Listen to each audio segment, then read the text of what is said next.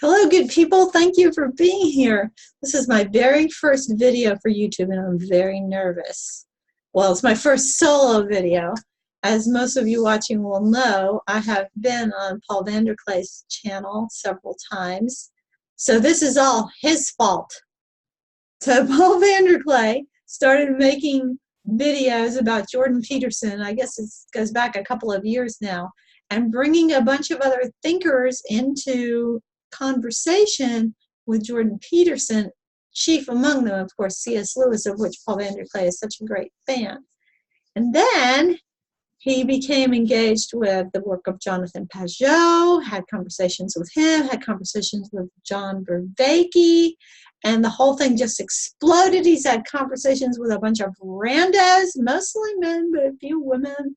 And it's just been great. I think it's the best thing going on online. So I couldn't resist jumping in, even though the technology is messing with my boomerism big time. Anyway, I've been especially inspired by a couple of women in this corner of the internet. One of them is Karen Wong. Karen Wong has a channel called The Meaning Code. And thanks to getting to know Karen Wong and talking to her on her channel, I can now say that I actually have a friend who in casual conversation will say, I was just thinking about quantum mechanics the other day, and etc. It's great. She's so smart. And then there's Sibylla King with a wonderful channel called Equality Existence, and what she is doing is exploring the work of Pirsig through Zen and the Art of Motorcycle Maintenance. Now, she really has a lot to do with me being on here, because I have a particular thinker whose work I wanted to bring into conversation with this in a particular book, and I really had no idea exactly how to do it. I couldn't figure out what the path would be. I've been watching her, and she has really shown me what is a good way to go through material like that and bring it to people and bring it into conversation with these issues and questions and explorations that we're doing. So I really appreciate that very much. So who is the thinker, and what is the book that I want to bring into this conversation? Well, the thinker is Joseph Ratzinger, and the book is Introduction to Christianity, his great classic. Now, I'm not the only person who thinks that Ratzinger belongs in this conversation. You might remember, if you watched the lectures, the biblical lectures that Jordan Peterson did, the first 3 lectures, it was a young man who during the Q&A 3 times, he tried to get Peterson to engage with something that Joseph Ratzinger had written in this book. And the first couple of times, Peterson kind of engaged with him a little bit. And by the 3rd time, I think Peterson was a little bit annoyed, and I know the audience was too. And the reason was because what he was talking about with Peterson in that question was something that there was just no way that it fit into a Q&A. It was the kind of thing, and Peterson even said this, if I was going to talk about this, this would be like hours long. So it was not an appropriate thing for a Q&A. I think that that young man's approach really left something to be desired, but I think his heart was in the right place, and his theological and philosophical instincts were dead on, because Joseph Ratzinger is the thinker that we need to hear in this space. Why? Okay, so first of all, let me say how I think Ratzinger intersects with some of the thinkers that we're already talking to and talking about. All right, so as far as Paul VanderKlay is concerned, when you watch the conversations that Paul VanderKlay has, one of the things you'll see is people coming to this point of really wondering what faith is. Do they have faith? How could they have faith? What is the difference between belief and faith?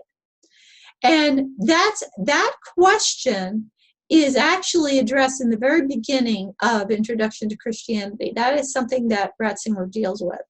Now, what Paul VanderKlay will often say, and which is so true, is he will say, coming to have faith is not an intellectual thing. It's more like falling in love. And that's another place where VanderKlay intersects with Ratzinger, because Ratzinger is really focused on getting people to understand that God loves them, and that that Christianity is about this loving personal relationship with God. In fact, when he became Pope Benedict, his first encyclical was Deus Caritas Est, which is, that is, God is love. So that is one of the themes always in his writing. Friendship with God and a loving relationship with God. Another person that I think Ratzinger intersects with really well is Jordan Peterson. Okay, Ratzinger grew up during the Nazi regime. He has very deep familiarity with what it is like to live under totalitarianism and what the mentality of totalitarianism is. And this is something that he addresses in his writing. And it is something that, of course, has really been a theme of Jordan Peterson's work.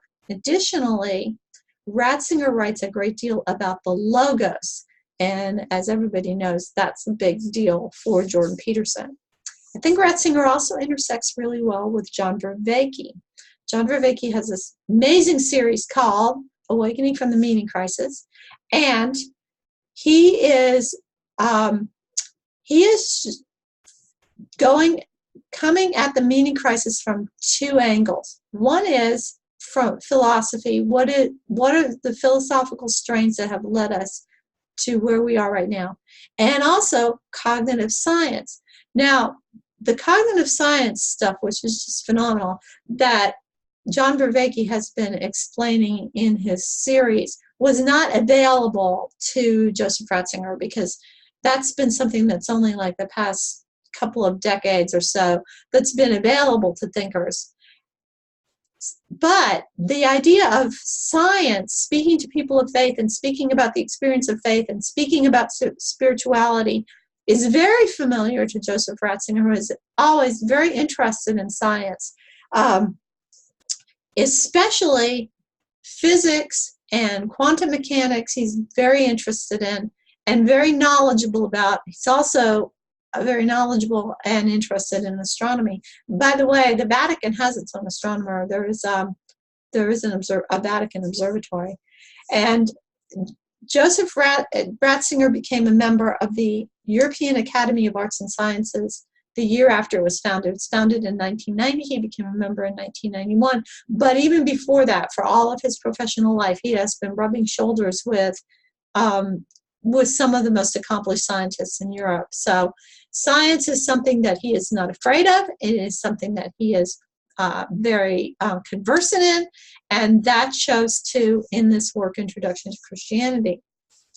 Another person that Ratzinger intersects with really well in this space is Jonathan Pageau, because Jonathan Pageau is an Orthodox icon carver and an artist, is very interested in beauty and in how beauty touches the human soul in ways that go past our intellectual defenses. This is something that Joseph Ratzinger talks a lot about. And in fact, doesn't just talk about it, but he also, like Jonathan Pageau, was a practitioner of beauty.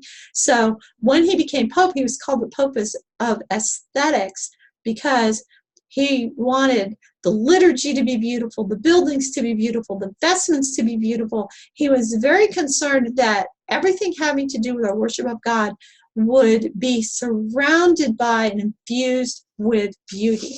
So I think that he intersects with Jonathan Pageau really well, and with other people who are into the arts, I think will appreciate things that he has to say. Now, since Paul VanderKlay has been so interested in bringing C.S. Lewis into this conversation, I thought what I would do is do a little quick comparison between C.S. Lewis and Joseph Ratzinger. And the reason why is because I want you to understand that if you found value in C.S. Lewis with regard to the conversation surrounding Jordan Peterson, think you will also find value in Joseph Ratzinger. Let me kind of lay that out a little bit. Okay, so C.S. Lewis came of age during World War I, and Joseph Ratzinger came of age during World War II. The formative war for C.S. Lewis led into the Roaring Twenties and the Great Depression. The formative war for Joseph Ratzinger led into the atomic age and the space age. C.S. Lewis is very much a medievalist. It has a lot of training and study in that field. And I think he approaches that study with a bit of nostalgia. This shows up some, especially in the Planet Narnia books or book and lectures that you can see online, which is an exploration of how he used the medieval understanding of the role of the planets and their influences in the books, in the Chronicles of Narnia books. You don't find any nostalgia about the past in Joseph Ratzinger. He feels like a more modern thinker when you read him. Now, that doesn't mean he dismisses the past. The book Introduction to Christianity has as its basic framework the Apostles' Creed, but he doesn't have that sense of nostalgia kind of that you get with C.S. Lewis. C.S. Lewis, of course, is an apologist, and he writes in a very popular style and also writes fiction. So he writes, of course, in English. He's a great English wordsmith, and he's he's very British in his communication. Lots of lovely turns of phrase in the English language. And he writes, when he writes for a popular audience, he's able to take very complex things and break them down and use lots of metaphors and illustrations, make them very accessible to the general public. Okay, you're not going to get that with Joseph Ratzinger, okay? First of all, when we read Ratzinger, we're reading him in translation, so we're always going to lose a little bit of what might have been the beauty of the original. We're either reading something translated from Latin or from German by him. And he has that precision, that German precision. He's also fluent in English, Italian, French, Spanish, Latin, and of course he reads Biblical Hebrew and Greek. So when it comes to the continental, he's a continental thinker, not a British thinker. When it comes to continental philosophy, he has read broadly and deeply in the original languages of those thinkers. So he's able to bring all of that into his writing as well. His main audience always, for everything that he's done in his work throughout his life, his main audience has usually been other professors, theologians, philosophers, and clerics. So he has never really developed an easy, popular style. He's beloved pope, but he's not a pope of the masses. He's not the personality of JP2, John Paul II. He is not that personality. John Paul II was very at home in a big stadium full of people, and he loved to kind of interact with and feed off of the crowd. Not Benedict. Benedict is more at home in the classroom or in the graduate seminar than he is before a crowd. And there's a little bit of, when he became Pope Benedict, there's a little bit of complaint about his style of communication as Pope. It was like people complained that, has he forgotten that he's not still a professor? Well, I think you could take him out of the classroom, but you couldn't take the professor out of him. So, so he's not as easy to read as C.S. Lewis. But I do think that if you have found value in reading C.S. Lewis, in Conversation with Jordan Peterson, that you'll find a lot of value in reading Ratzinger or in discussing Ratzinger as well. I want to talk a little bit about Ratzinger's life real quick, just a quick outline of his life to prepare us for diving into this book.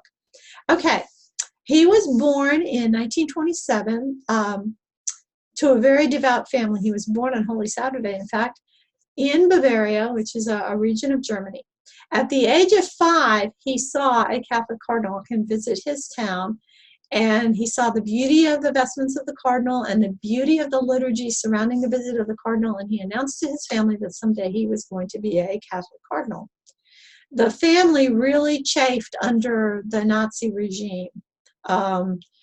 In fact, one of Benedict's cousins had Down syndrome, and the Nazis took the child away and killed him. At the age of 14, he was forced to join the Hitler Youth, which was happening with all the young boys, maybe the girls too, I don't really know about the girls, but he was forced to join the Hitler Youth, but he resisted involvement as much as he safely could. He was by no means an enthusiastic member of the Hitler Youth. He entered seminary in 1943 now. He's only 16 years old at this point, so you're talking about a pretty precocious young kid.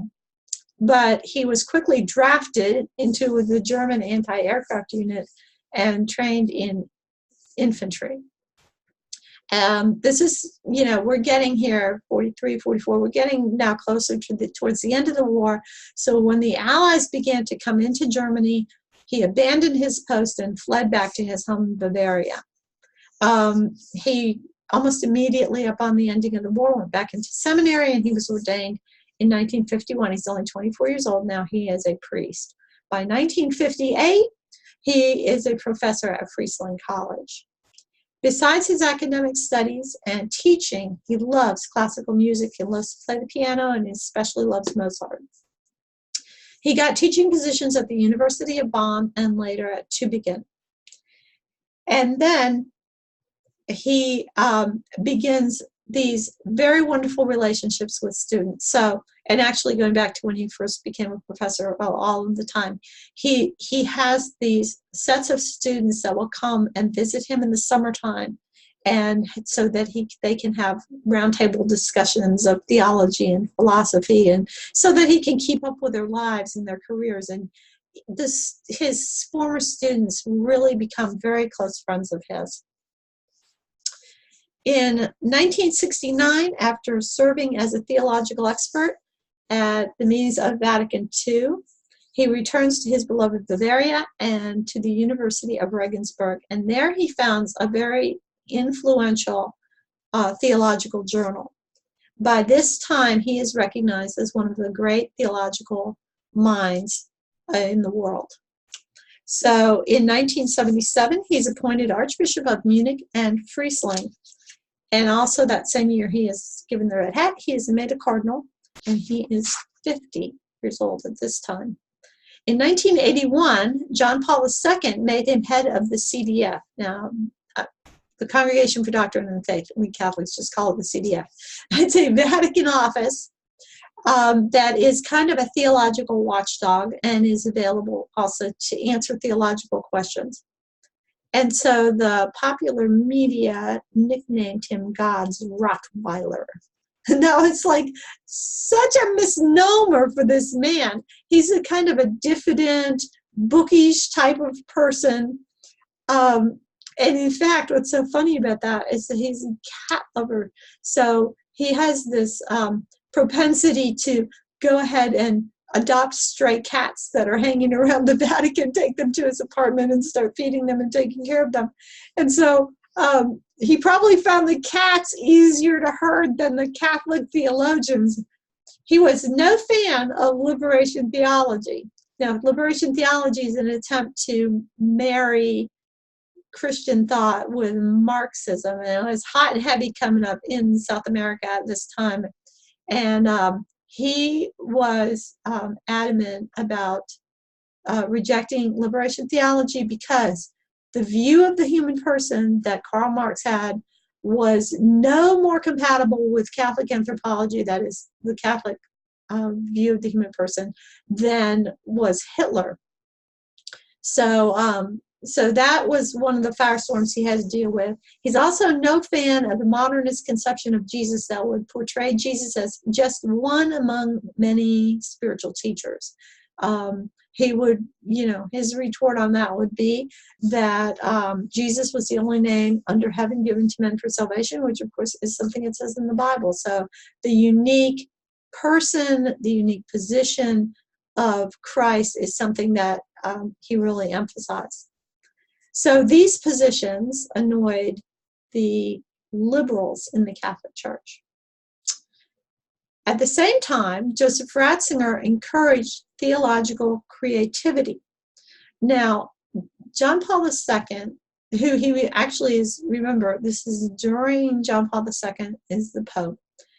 So John Paul II wrote an encyclical called Fides et Ratio, which is Faith and Reason.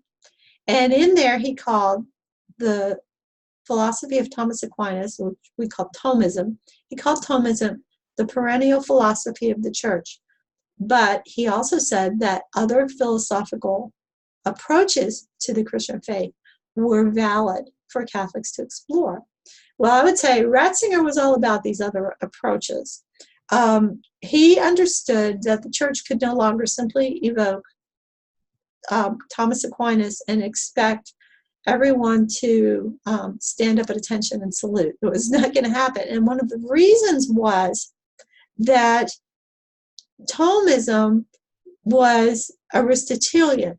So sometimes it's just called Aristotelian Thomism or Thomist Aristotelianism because of it's so closely aligned with and based on Aristotle's metaphysics. But Ratzinger understood that modern physics and modern quantum mechanics and all of that was really changing the way people thought about the structure of reality. And because of that, those things needed to be incorporated in the way that the faith was presented to the world. And this managed to annoy the theological conservatives, that he was so intent on expressing the faith to people of today in contemporary terms.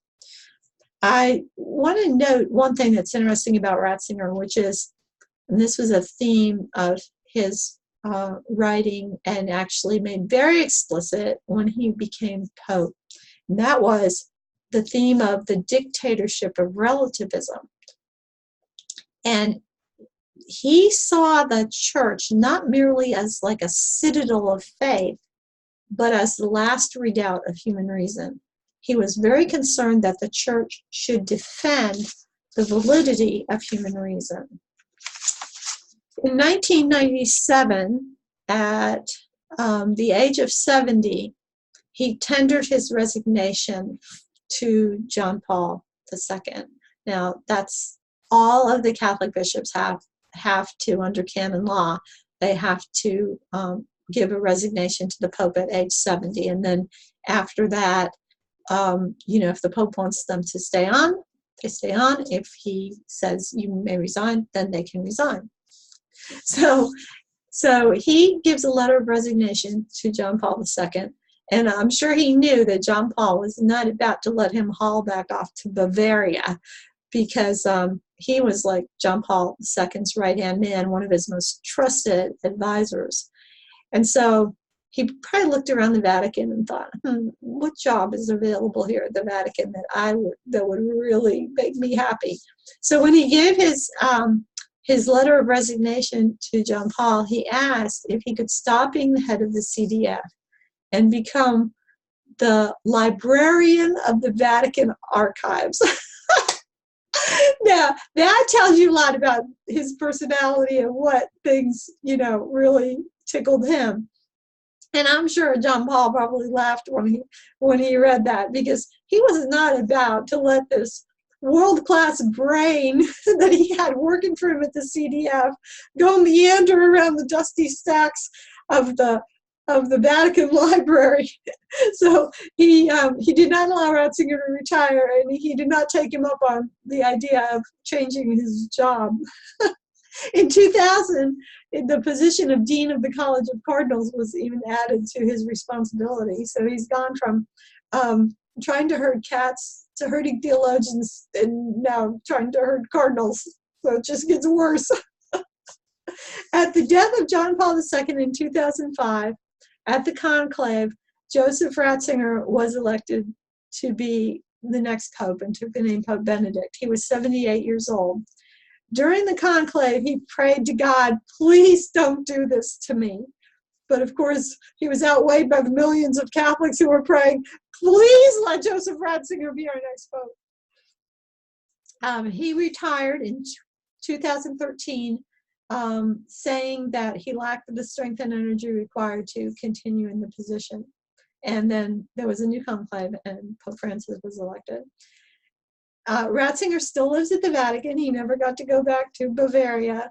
He is now 91 years old, and he goes by the title of Pope Emeritus. Now, his book, Introduction to Christianity, is written before any of this stuff happened, or before, before he became a bishop, before he became a cardinal, before he became head of the CDF, before he became pope. It's all before that. It was written in 1968, and it received a very enthusiastic welcome, so much so that it was immediately reprinted in 1969. The book is dedicated to his university students, and it is in fact based on lectures that he gave at university.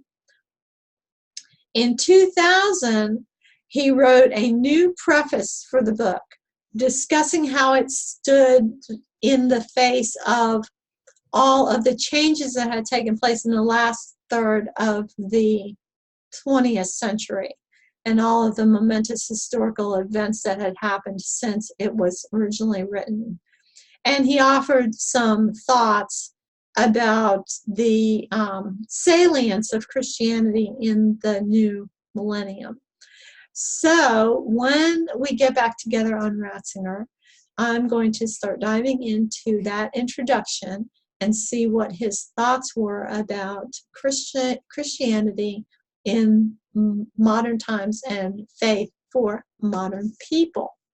Before I get back into Ratzinger, though, I'm going to do one or two, I'm not sure how the time will go on it, videos that respond to some of the very recent things that John Vervaeke has put out. So fascinating.